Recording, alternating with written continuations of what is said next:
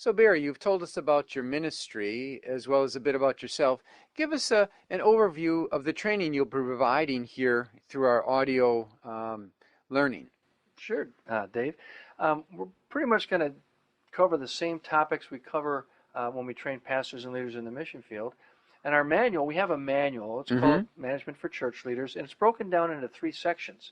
First section, we talk about leadership.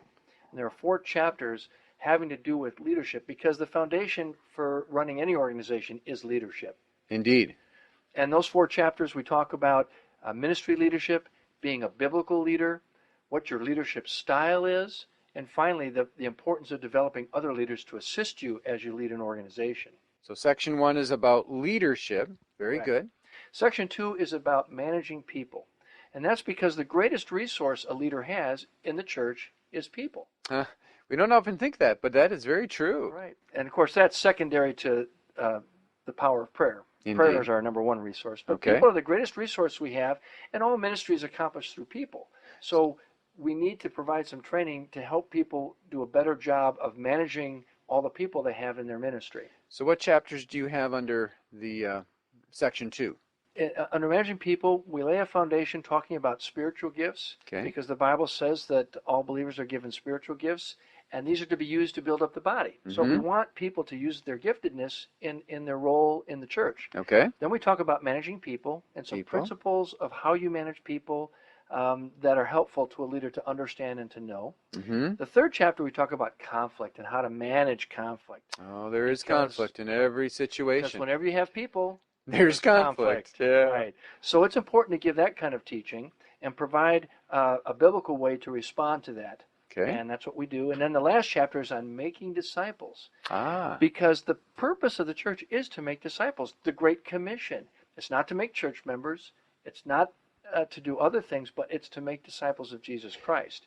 And that cuts across everything you do in the church. In fact, we have that as one of our core values, developing leaders who develop leaders. That's one aspect of that discipleship making. Absolutely. Very good. So those are the 4 chapters with regard to managing people. And then section 3? And the last sections we call resource management. And these are the other resources that you're given within the church as stewards of what God has given to you. Okay. So the first chapter in that section is on strategic planning, because ultimately the goal is you're given all these resources. You need to develop a good plan as to how to use them to their greatest effectiveness. We do talk about leadership, I'm sorry, not leadership training. We talk about strategic planning in our outreach centers. It'll be wonderful to hear from your perspective, from another person, more about that strategic planning. Right. We just give a basic, simple outline of what a plan is to help somebody create something that's very simple and easy to follow as they use the resources that God has given them. Very good. And then the next chapter we talk about managing money, because you can't do ministry without money. It's very difficult these days.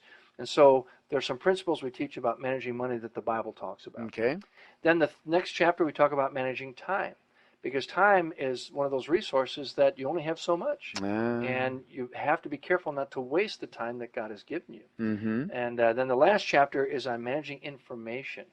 And many churches and leaders undervalue what information they have, and that can become very important in leading a ministry. It could be information about your followers. It could be information about the community needs. It could be information about tools and resources that might be at your disposal. And then how to use that. Then how to use Wonderful. them, and to incorporate that with time and people and money to effectively plan and grow a ministry or church.